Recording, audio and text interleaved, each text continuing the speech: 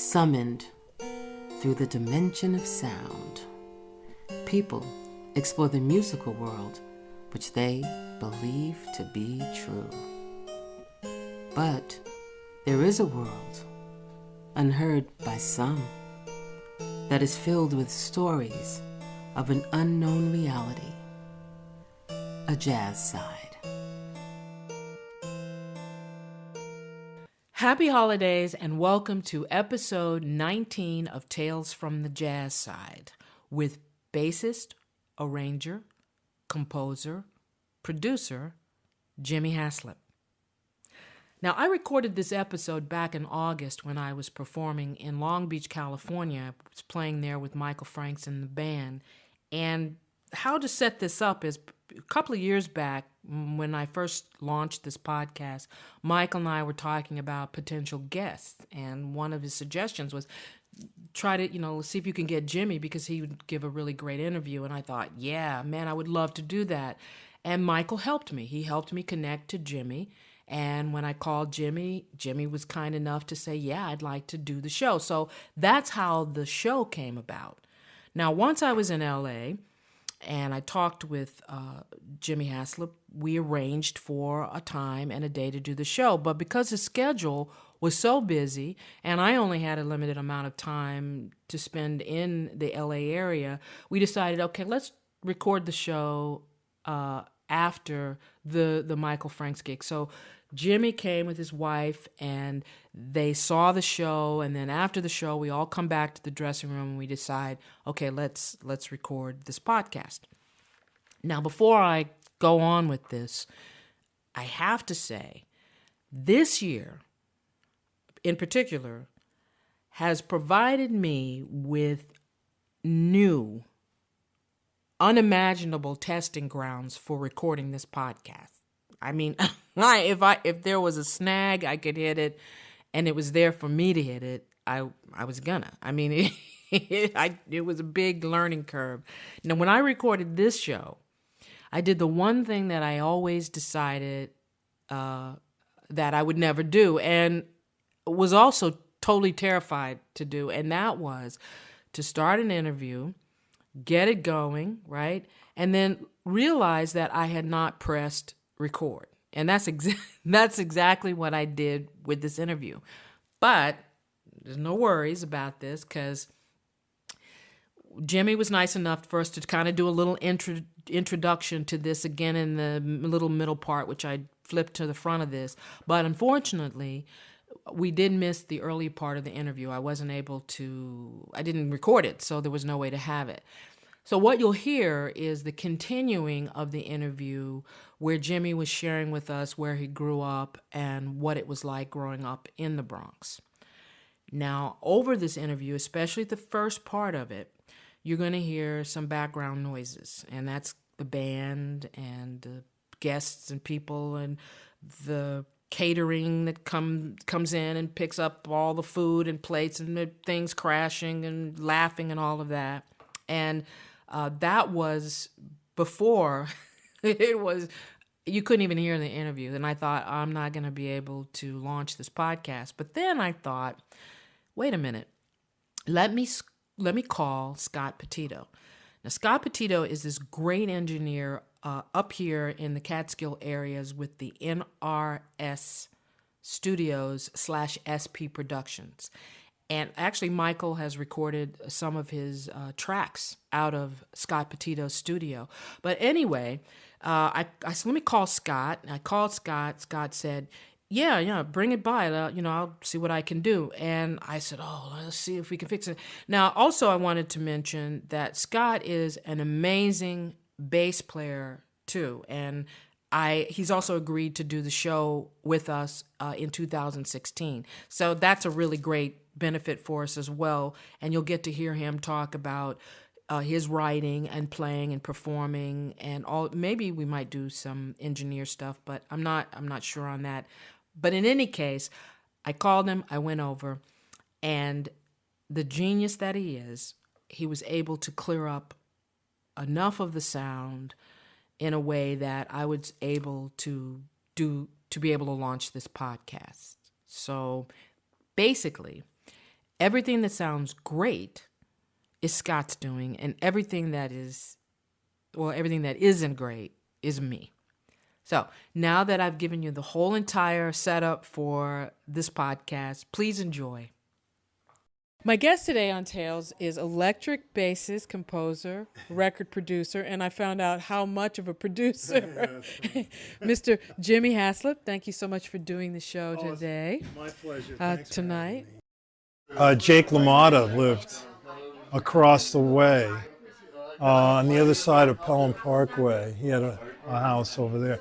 So I thought that was outrageous because I actually met Jake LaMotta years later. Wow. The Raging Bull guy. The Raging Bull guy. Yes. So there's all that. And then, of course, I was born in Westchester Square Hospital, and it's still there. Oh. I went there about 2 years ago with my brother to see if they had made it into an apartment complex or something. It's still the Westchester Square Hospital, yeah. Wow. So when you left the Bronx, were you like... I was still really little. You were really little. And did you guys move... Did you stay in New York? Did you go like... My dad got an idea to just get out of town. In the early to mid 50s, that's where a lot of gang stuff started happening. And so my dad started getting a little nervous about, raising two boys. I have an older brother. Okay. It's just the two of you? Yeah, it was just the two of us. Mm-hmm. And my older brother was born in Brooklyn. Brooklyn. But then my dad got this super duper pad at this apartment projects complex in the Bronx, so they moved everybody over there, and that's when I popped out. And I was what they call a surprise. Oh, really? Yeah, because my brother's 11 years older. Yeah, because I was going to ask you, what's the age difference? Yeah, he's 11 years older than me. So that is a big surprise. They're probably like, I'm not. So, wow. But I was a really cool tax write-off for my dad because I was born on the last day of 1951. So I was born on December 31st. Very nice. So my dad got a tax write-off for that year. So when you, now, did your brothers play instruments? I know I was reading a little bit where I know your father played, right? Everybody was very musical. He was an amateur musician. My dad was really a creative person, but because of the times that he grew up in, they had the Depression, they had all this stuff going on, World War II. Right, yes. I guess his path went over to, when he got out of the Merchant Marines in the 40s, he got a job as a longshoreman, which is a kind of a tough gig. Right, that is. In New York City. And then he graduated from that, and he actually joined Customs. Okay, when people, you mean customs, the customs? Yeah, the U.S. Customs. Oh, wow. Yeah, he became a U.S. Customs agent. I guess he was in his late 20s, early 30s when he joined that service. And he worked his way up through the ranks. Now, I always remember him in uniform, and then later he started getting up into the upper management of Customs, and he was always in really nice suits. And he actually became the assistant area director of Customs. Wow. When he was in his late 50s. Yeah. So I remember all that. But that's where his career went, but really he had this whole creative side. He was really into painting. And then he played a little piano. He was self-taught, played guitar. Oh, okay. I remember for a while he actually taught me to play ukulele. Really? He knew a couple of tunes on ukulele, and he taught them to me. Yeah, do you remember? I don't remember. I'd have to sit with a ukulele for a while and figure it out, but I hardly remember the tunes. He also played harmonica. Yeah. Yeah, a lot, yeah. And of course, my father was half Puerto Rican, and all our relatives were in New York were mostly the Puerto Ricans, and the other part is Dutch. Oh, okay. So the Dutch part wasn't around New York. It was all the Puerto Rican side of the family. So there was always parties and, weddings and stuff with salsa bands. Yeah. So I grew up checking out all that stuff. And then at home, they would play like all these great records by like Celia Cruz and Celia, Tito I love- Puente yes. and Mongo Santa Maria and Ray Barretto Oh. and Machito and all these incredible records. So I grew up remembering all that kind of music in the house. And my brother became like this real serious kind of bohemian kind of dude. Yeah. So he'd be in his room listening to John Coltrane and Thelonious Monk and Dave Brubeck and Miles Davis and Eric Dolphy. But then he also loved classical music. So I grew up listening to Debussy and Stravinsky and, Mozart, Prokofiev, all this incredible music in the house. And then we had an aunt that lived with us. So I actually got a little dose of like Jerry Vale and Johnny Mathis and chances are. right, all that stuff. Yeah. So my house was always filled with music. And then of course there was the music of my peers, which was everything from early Elvis Presley, Jailhouse Rock, to like the Beatles. Okay. Right? Yeah. And then later Led Zeppelin. Right. And Hendrix and the Cream. Oh, yeah. Yes. I mean, everything, all that stuff. Rolling Stones. So all that music was always around. Plus, I got really heavily into the Motown sound. So, I didn't know I was listening to James Jamerson Sr., but I got really attracted to the bass around that time. But I was listening to the Supremes and the Four Tops and the Temptations and Marvin Gaye and all that stuff. And then I started, from when I was a little kid, my first instrument was trumpet. Yeah, okay. I Tuba, you played tuba too. I played some tuba, I played a little tuba, a little baritone horn. Mm-hmm. I learned how to play the bugle because I was in Boy Scouts. Okay. And I joined the Boy Scout Drum and Bugle Corps. So I learned to play the bugle, and I got pretty good at that. So I remember this was kind of a special thing that happened every year, and I was in the Boy Scouts for maybe 4 years, from when I was like 7, 8, 9, and 10, something like that. Okay, yeah.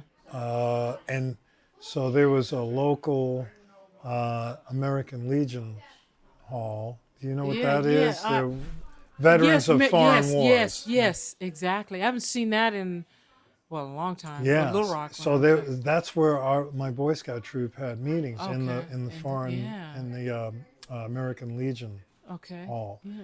So the American Legion guys heard me play bugle, so they would hire me to go out with them every Memorial Day. And I would play taps at like a half dozen cemeteries when they would lay a wreath and then do the 21-gun salute. Right.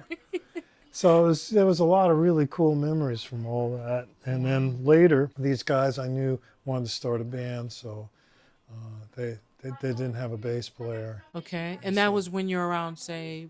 That's when I was 13. 13, okay. And you were talking about your father being self-taught. And I was reading briefly where you were it was written that you considered yourself mostly self-taught, basically because you were playing the bass in they were trying to get you to play using the right-handed method. Yeah, when I first went to try to get lessons, because at a certain point I realized, self-taught is cool, but I wanted to try to learn more about the instrument, and I had to learn where the notes were, 'cause it's such a different technique than trumpet. Right. Well, yeah. It's a whole nother animal. Breathing and just the lip and all of that. Yeah, and then now I'm playing with my fingers and getting blisters, and I don't even know where all the notes are. I was just playing by ear. Oh, okay. So when you started when you were in the band 13, you were playing that by ear at that time. Completely by ear. Okay. And I was learning songs by ear, and I would just learn a lot of the tunes by the patterns that it would. Because when you look at a neck of a guitar or a bass, it's a grid. Yeah. Yeah, I play the bass a little bit. Yeah. Double bass, yeah. So you They know. pay me not to play though. So I'd see like a no, that's Yeah, they not do. true. They do this. Here's $20. Please No, don't no. play. I don't believe that, but that's okay. But I would see like you know how there's little markers on the Yeah, on the fretboard, yeah, the little right? dots. Little Yeah, dots. mhm. So I use the dots as like little signposts, and I could figure out where the first note of the song was by that. Okay. And then if it was 1-4-5, which I didn't know what that was Right, then. right. But you could hear it. Yeah, I 'cause could you- hear it, so I knew that I would play, you know, one note like say on the E string, Right. which I didn't know, but it was like an A flat. Yeah. And then I knew I had to go to the note above it for the next chord change, Right. and that was the fourth, but I Right. didn't know that. Yeah, right. So that went up to the D flat. Right. And then the next note would be a whole step up, Okay. right? Yeah. And that would be the E flat. Right, And right, So yeah. there's your 1-4-5, but Yeah. I didn't know what that was. I just knew there was that pattern, Right. those three notes. Yeah. And I knew what a cadence when I had good time. Right, so, that's important. yeah, That's the key. especially growing up and listening to Cuban Yeah, music. please. Yeah, you know, man, hello. This is true. It's really true. And they're not forgiving. Wow. They're just not forgiving. So my time thing was pretty cool. And then, you know, I had been playing trumpet for a while. So I was hip to forms and all that kind of progressions and things like that. And so I was a very basic, no pun intended, player, but that's how I started off. But at a certain point, I needed to take lessons. So I would try to go meet up with a teacher, and they would just try to change what I was doing because I Right. was playing upside down and backwards. I'm left-handed. Right. And when I went into a music shop to get a bass, they were all right-handed basses. Wow. So I asked them about a lefty bass, and they actually talked me out of it. They Really? said, yeah, it takes too long to make. Really? How Yeah. can that take too long to make? I mean, really? Well, they were just being Yeah, lazy. yeah, It was everybody some say, man, some how- salesman at Sam Ash, Yeah. you know, and he was too lazy, and and he could see that I was an amateur novice Right, dude. so you wouldn't know. How would you know? Yeah. Yeah, so he said, just get one of these, and it'll be Yeah. fine. So I ended up buying a little $100 bass or something. My dad bought it for me, and then I learned. That was my first, my first deal with learning to play the bass was just learning songs because Yeah. I didn't know anything about, the diatonic system all of on that, the yeah. instrument. Yeah. And I always think that having a great ear is so important. It seems Yeah. to me. I think that helps. Yeah. So I used to sit around and listen to records and listen to the bass part, and I'd learn the bass part off the record. Wow. ear. That's great. That Yeah. is really cool. That's really cool. And eventually I did study, for almost a year, I studied with a tuba player.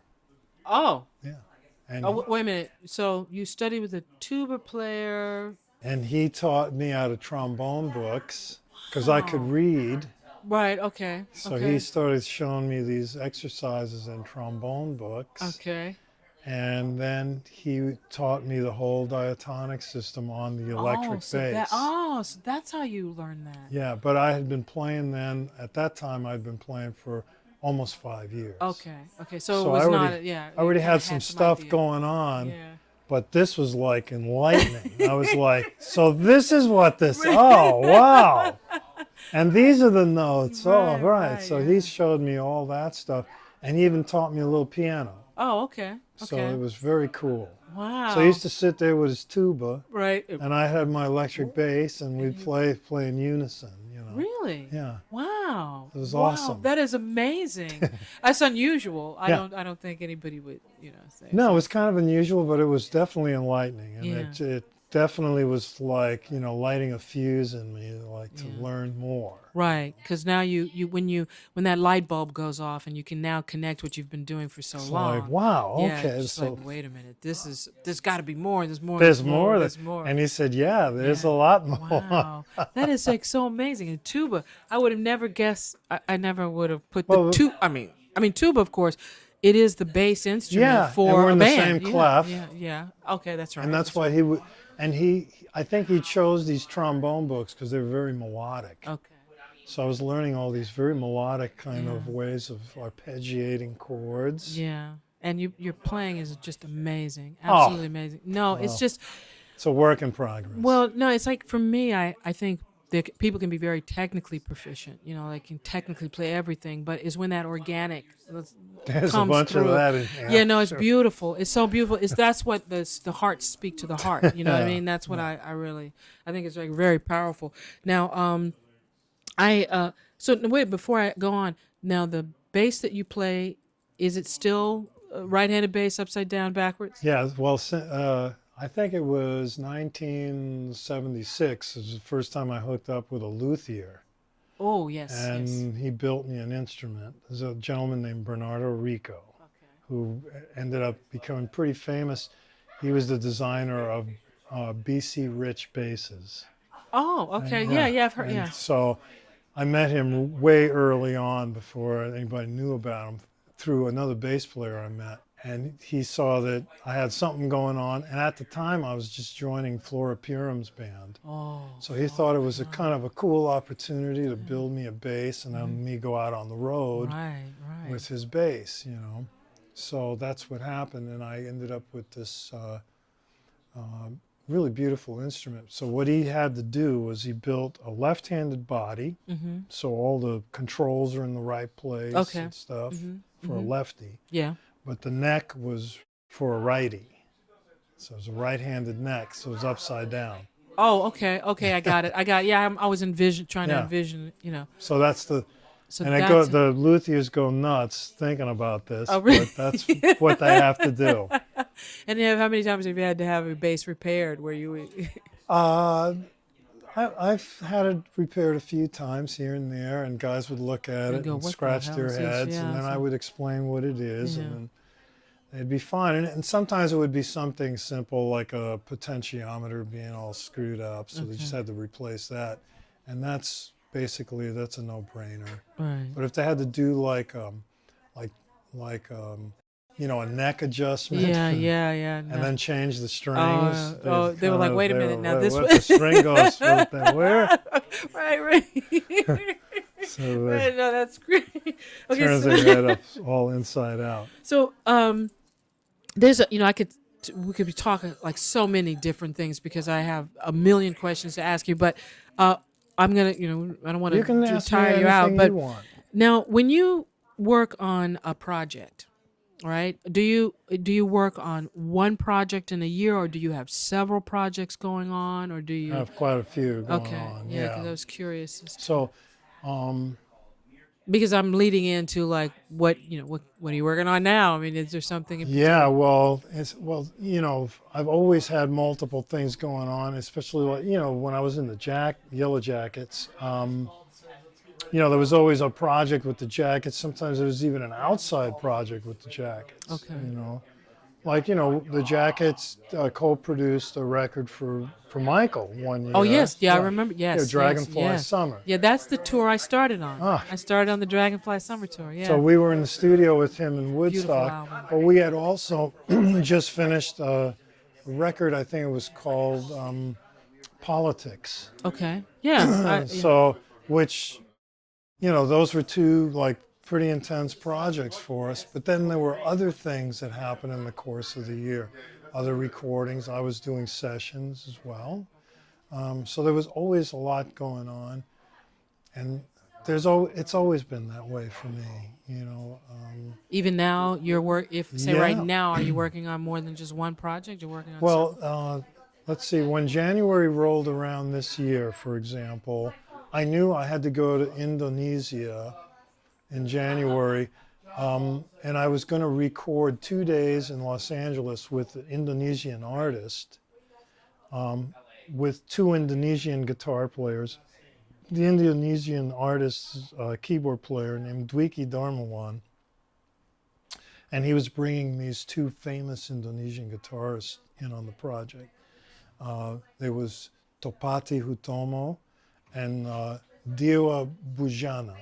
Okay, so those three guys, they were Indonesian, and Dwiki had written all the music.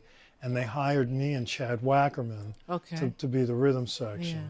And I got Jeff Lorber to be the engineer, and we used his studio. Wow. So I brought that element in to help the project out. You know? So we recorded for 2 days and made this really beautiful record called Life, Love, Passion. Wow. And then, like, they mixed it and got it all done. And then 2 weeks later, they flew me and Chad to Jakarta. Yeah. I spent a lot of time in Jakarta. Yeah. Yeah. And we did a tour there. Wow. In Jakarta, we were in Bandung. Yeah, And Bandung. we were in Surabaya. And we went to Bali. Yes, Bali is beautiful, right? So we did 4 shows, and it was like basically to promote this new record. Wow. I didn't know that. So that happened in January. Wow. That was kind of the first thing, you know, project-wise that I got involved in, although I did a week's tour in January with Alan Halsworth and Virgil Donati. Wow. So there was a trio, Yeah. just a little tour, and it was all California dates. Okay. So there was rehearsal and tour of that, and then there was the Bang the- to the- the the nine, Dweeky yeah, the one. 900, yeah, the studio thing there, and then the tour, tour and- around that. and then- 900 hours of flight. And then when I came back, I started producing a singer named Marilyn Scott. And she Okay, was doing it was my 7th production for her. Wow. So we did a record of, it's all standards from the Ellington era, Okay. but we contemporized everything. You know, Marilyn didn't have this in her head, but in my head, Right. as the producer, I kept thinking of how Joni Mitchell might do Yeah. standards. So I hired Mike Landau, who's Okay. James Oh, yeah, Taylor's yes, guitar yes. player, and he also played with Joni. Right. Russell Ferrante, who Yes. played with Joni Yeah, Mitchell. that's right. And then we got Gary Novak to play drums. Okay. And I got Bob Mincer to do a horn chart on one tune, and I got the Perry Sisters on another tune to sing backgrounds. Wow. Yeah. So that record is basically in the can, and we're trying to find a home for it, or Okay. might be independently released Right. later this year. Yeah. So that's new. That's a new one that you Yeah, just. and that was all in February, and I did a little work on it in May. Wow. So, It's back. but then in February, I also did some sessions for a couple of records. I did this trio record with the guitar player Topati Hutomo Right, with the- Chad. So that was just guitar trio. But then I got a call from this singer from Istanbul, Turkey, who I had already produced 2 records for, and she wanted me to produce another 2 records for her simultaneously, one in English, one in Turkish. Right. The Turkish one was all Turkish folk songs that she wanted to contemporize, and the English record were all these American pop songs that she Right. wanted to contemporize. So I hired Scott Kinsey from Okay. Tribal Tech Yeah, to do yeah. all the arrangements, and I got Gary Novak to play drums, and this percussionist who is half Turkish, half Armenian, played with Zavinul Syndicate, named Arto Tunçbayatyan. Okay. How Bad do you dude. remember? Yeah, that's like, it's amazing. So I got the 4 of us in the studio, and we cut all the tracks, and then I added guys like Mike Miller on guitar, Okay. Larry Kuntz, you know, a bunch of I got this great pedal steel player that I use Whoa. named Doug Livingston. Yeah. He played on some stuff. And also, I forgot, but in January, I finished mixing a record that I started the year before. And that was this record for this German composer from Bremen, Germany, named Michael Schmidt. And he wrote all the music. And I did it with engineer Rich Breen. And I had to use 26 musicians. Wow. So I did a tune, I produced a tune with the group Metro, Yeah. which has Chuck Loeb and Mitch Foreman, Right. and a drummer from Germany named Wolfgang Hofner, Okay. and their new bass player who's named Nicholas Fitzman. Okay. They did a track, and then I did all the other tracks with Vinnie Colaiuta, Oh, yeah. Yeah. and also with Virgil Donati Oh, okay. on drums. And then Mitch Foreman played on most all of that. And then there's a a long list. Yeah, because you were talking about 26. Were 26 musicians. Were they American or were they German? Mostly all American. There was the German drummer from Metro, German trumpet player by the name of Till Brunner. And well, there's some other ethnic kind of quality. Luis Conte played percussion on some stuff. But mostly American guys. You know, the Fowler brothers were in there. Bruce Fowler, Walt Fowler, Brandon Fields, Bob Franceschini, Bob Mintzer, Eric Marienthal. Charlie Bisharat, who's this really beautiful violinist, was on the record. Also, Scott Kinsey. I got Jeff Lorber playing on some stuff. Steve Weingart. Okay. You know, so the list goes on. It just goes on and on. It's on. If you want to look at it, it's. I put it on my homepage on my Facebook page. Oh, okay. I'll check it out. I'm going to check. Yeah, I'm definitely gonna check it out. Now, I'm sorry. Go ahead. So I finished mixing that in January. Because I'm gonna say this is back to back. That's what I'm saying. That's all in there. And then March and April, I did the 2 records for the Turkish singer. Okay, so that's right. 2 months of that. Because Right. it was 26 tunes. Because you're doing two albums. 2 complete CDs albums. Back, One album had 12 tunes, the other album had 14. Okay, yeah. I did them all at the same time. Oh, wow. So that I was doing all that. But in the meantime, I finished Marilyn's record. Okay. And then I was called in to do, Jeff was producing this singer named Carol Dubach, so I went in and played on her record. And then also at the same time, I was co-producing the new Jeff Lorber Fusion record. Ah, okay. So I was doing that with Jeff, because Jeff and I had some touring stuff. Right. And I was doing these productions, and he was doing productions. Right. And so in between all that, we were writing tunes together. I wrote 5 tunes with Jeff. That's just my... I'm trying to keep... And we finished. I know it's hard to keep track. So now we go back to. Now we're in March. No, we're. Okay. And also in the meantime, some things that I did the year prior now come out. So there's other things that have come out. So it's even confusing to me. Like, oh, that record's out now.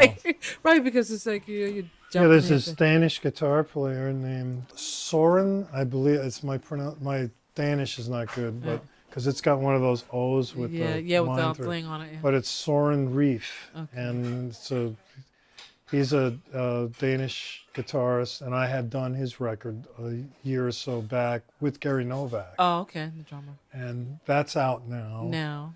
And then also I had done sessions for a record by a Danish drummer by the name of Henrik Enquist.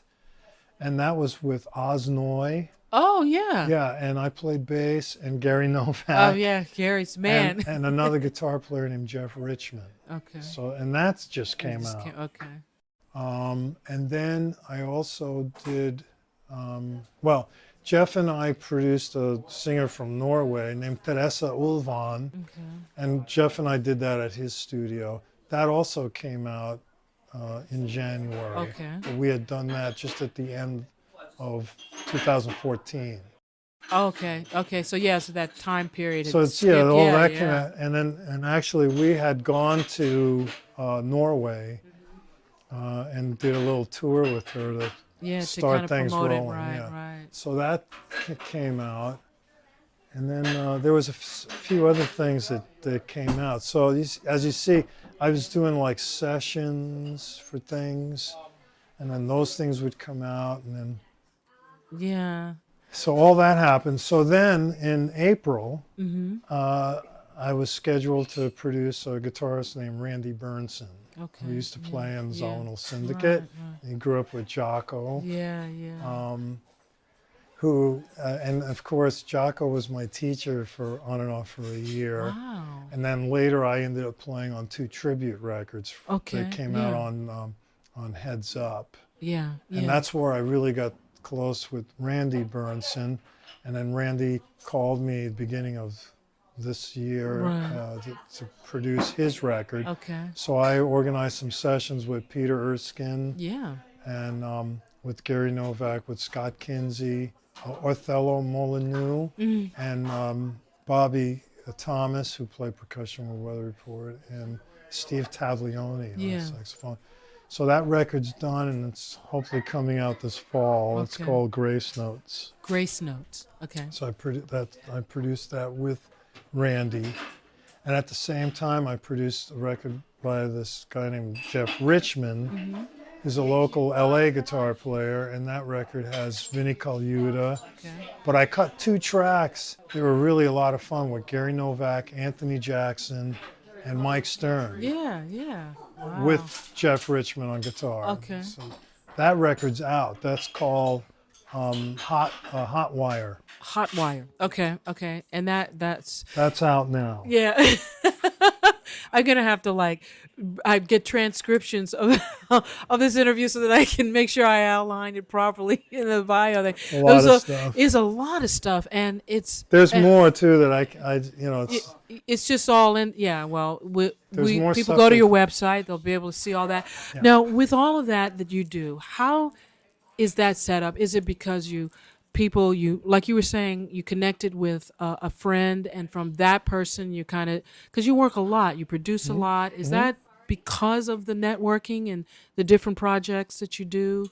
Yeah, that connect. I've now produced over 100 records. Wow. So I have kind of a way of doing. I'm also very open to ideas and the artist's direction and their passion. So I don't try to push things on people, but I have ideas and all sorts of stuff.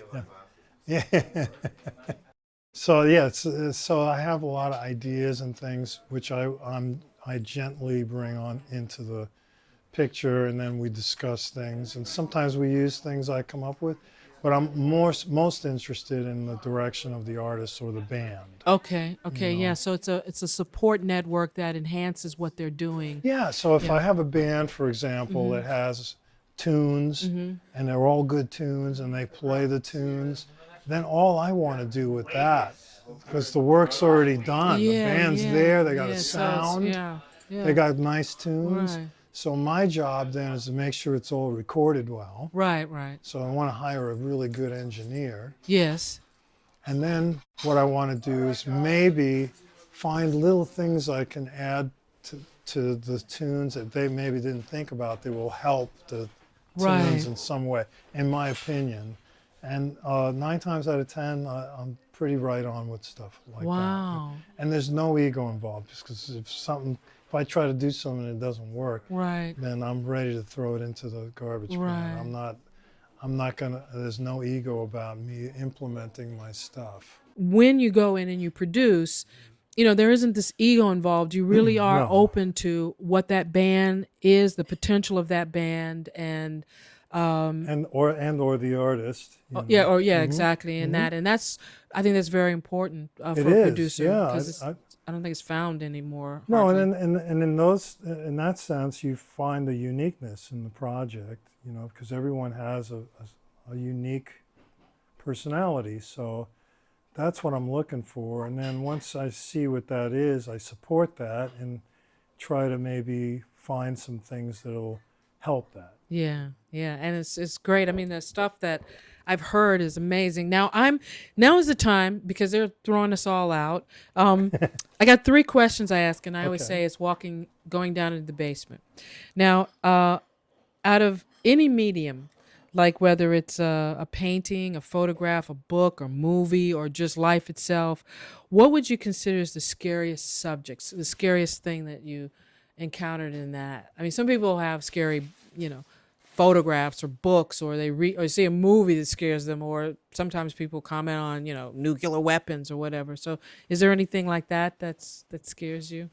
Not too many things scare me. I'm a little afraid of heights. I always remember my dad taking me up to the top of the Empire State Building and feeling pretty freaked out about Your stomach flipping. Yeah, and also, I've been in some other situations where I was in really high places, unsupported, and that's really scary. I also had the honor of going up twice to the top of the World Trade Center. Oh, wow. Because my dad's office used to be in there. Oh, wow. It was more in the ground floor, but he took me up the elevator to the top. Wow. I was at the 128th Yeah, floor. that's intense too, and you can feel the building swaying. Yeah, and in fact, I think my wife and daughter and I went to see this great movie, Man on Wire. Oh yeah. Yeah. Yeah. This I know. famous story where Yeah, a guy tight-roped across Yeah, the two which towers. is.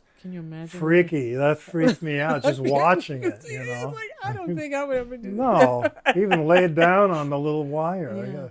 No. Incredible. And then, you know, things like that. But, you know, other than that, you know, maybe there might have been some times where I felt maybe underprepared to perform some music, and I was really nervous and maybe even scared, you know, on some level to play. But you know, you find something inside of you to give you strength and push forward, and things usually turn out okay. Yeah. Well, that kind of moves us into the thing is, your second question is, tell us about someone you have worked with who was a little frightening, in a good way, you know, like a little intimidating, frightening, but in a good way. Well, there's several people that I worked with. I remember working with Donald Fagen the first time, and I don't know that I was afraid, but I was just uncertain of, you know, what I was doing. You know, he had a way of communicating where it wasn't totally open to, like, what exactly he was looking for. Maybe sometimes he wasn't even sure, and was leaving it up to you to interpret his music, you know. And then he would judge whether it was what he was looking for or how, if it felt right. So it was an interesting learning experience working with him, and I worked with him on quite a few sessions. Yeah, because he seems kind of like very specific, right? He's very specific, kind of music. a lot of times very specific, and then there would be times where he wasn't specific. Like I remember working on a tune that seemed to be specific. Yeah. And it was for a movie called Bright Lights, Big City. Oh, yeah. There's a song called Century's End. Yeah. So I worked on that tune. And it's great. That's a great tune. That's a fun tune. Great tune, yeah. But it took me a long time to get something that he was happy with. Right. And so for a while there, I was really kind of insecure about what I was doing. Like, well, what am I doing wrong? Yeah, He's not digging what I'm doing. And I really want to, you know, I hear the tune, I hear kind of where it's going and what it's kind of a shuffly kind of thing. But, and I guess he had confidence that I would eventually get that. But, just wanted to make sure. Yeah. But he was very quiet about it. But eventually I got something that I could see he was happy with. Okay.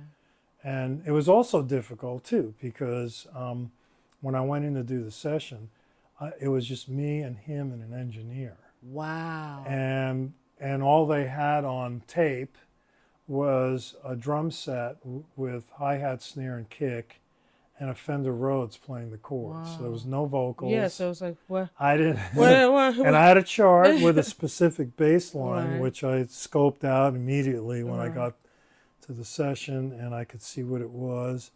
And in fact, actually, I remember also he had sent me a rough chart of it ahead of time, so I even had a little time to scope it out before I got to the session. Okay, that's good. Which, that's that always helps good. a lot, man, right? That's a confidence builder. But then it took a long time to get, like, I was playing the notes that were there, but he was looking for something more than just playing those notes. And I understood that, but I just couldn't figure out exactly what he was looking for. But I kept trying different things. And eventually, I think he was happy. Right. I walked out of there with my head spinning a little bit, but I also felt pretty happy that I made him happy. And of course, You never know until the record comes Absolutely. out. Yeah, what they would And, think. and Steely Dan was always notorious for having many different musicians play Ah, on the same interesting. song. Oh, I didn't know that. So I didn't know what my fate was going to be, but I was certainly very excited when I heard the tune.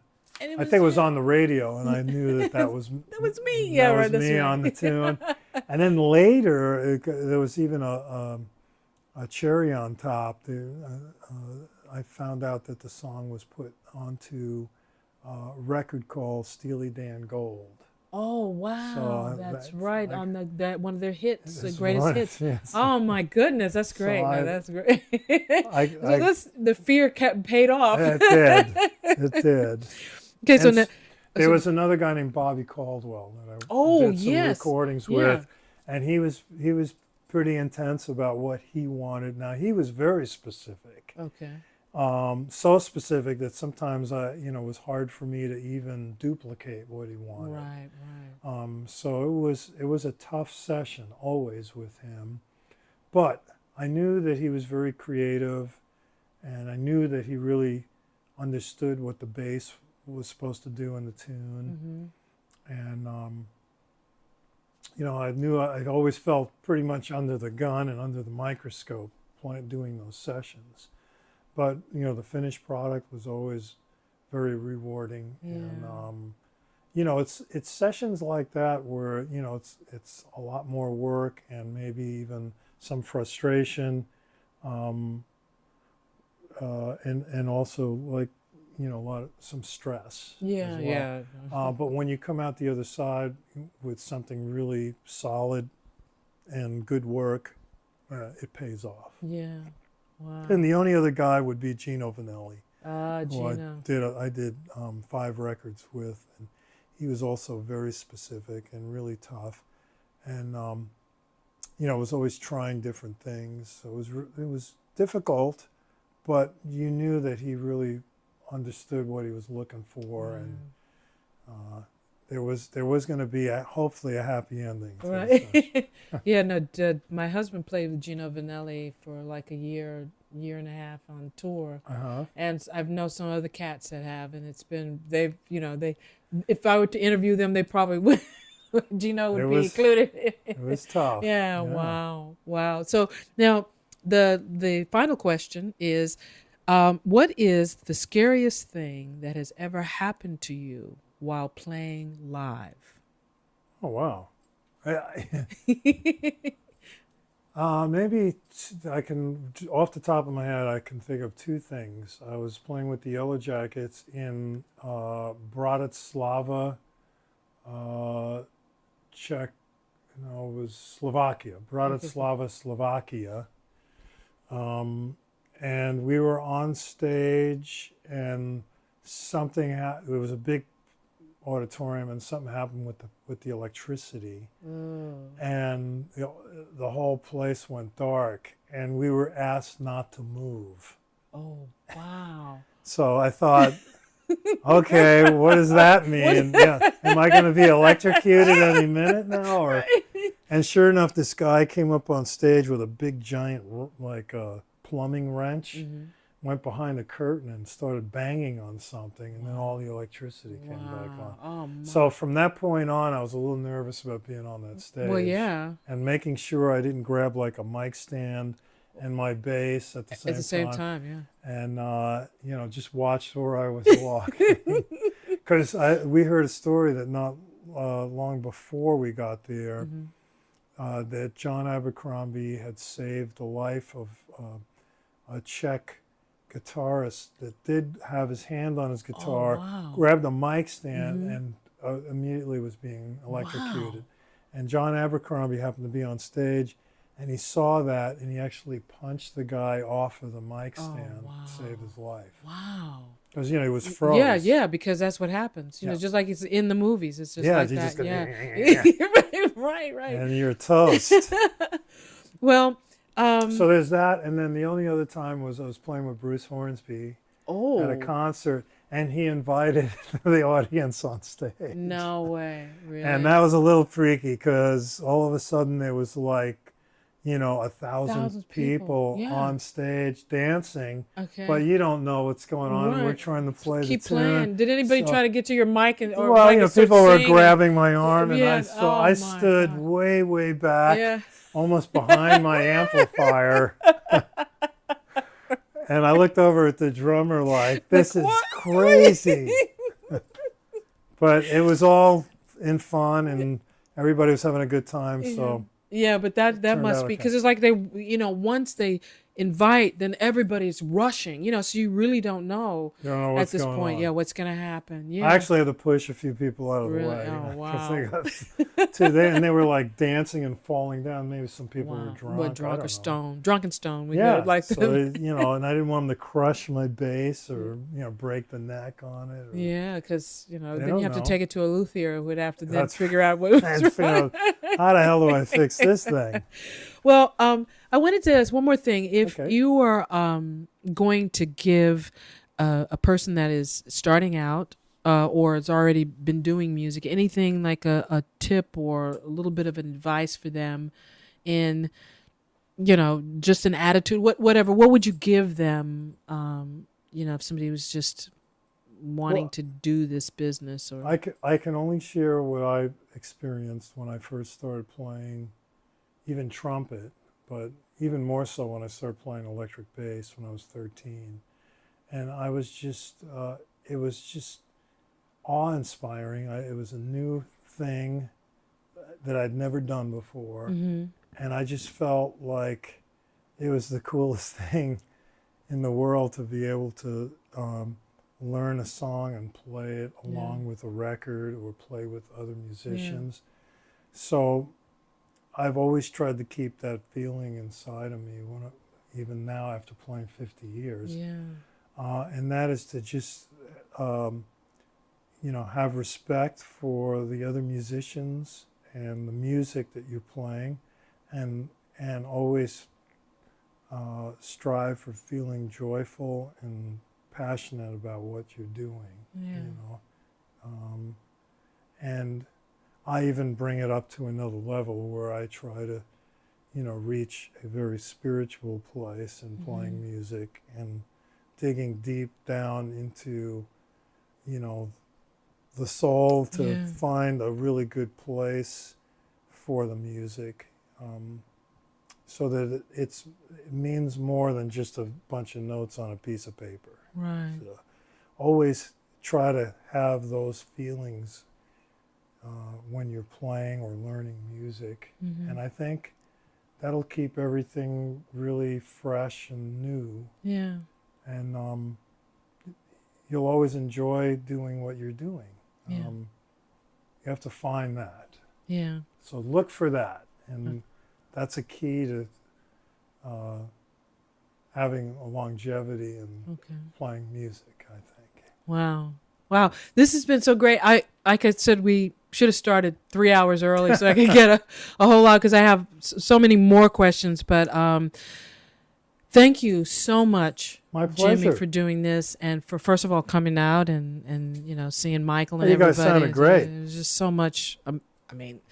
We had all the heavy hitters out there, and I think probably Sean was like, "Oh, Jimmy Haslip's out there listening." Oh, no problem. But it was great to meet him. I'd not met him before. Oh, you didn't? And of course, I've known the horn player. I've met him many times. Carell. Yeah, Carell. I met Carell years ago. Really? I met him in Europe. Oh, wow. Because his father's like a keyboard player or a piano player. He came to a bunch of Jackets gigs when we were in Europe. And then later he told us he was moving to New York. And we said, hey, that's a good move. Yeah. And here it is. Yeah. Right. And also Willard. I've known Willard for a long time because he was friends with Will Kennedy. Oh, yeah, that's right. So yeah, that's I met him through Will. And Charles I've known of for course, a long time. yeah, Lindsay, who doesn't know Charles? Who doesn't know Charles? It's all cool. Yeah. But anyway, thank you so much. Thank you. It's been great. And that wraps it up for us on Tales from the Jazz Side.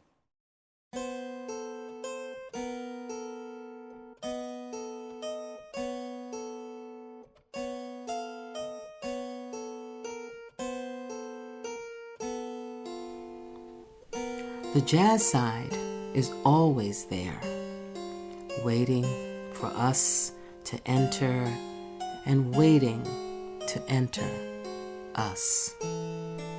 So, until next time, unplug your ear holes, for you never know what worlds may be waiting for you.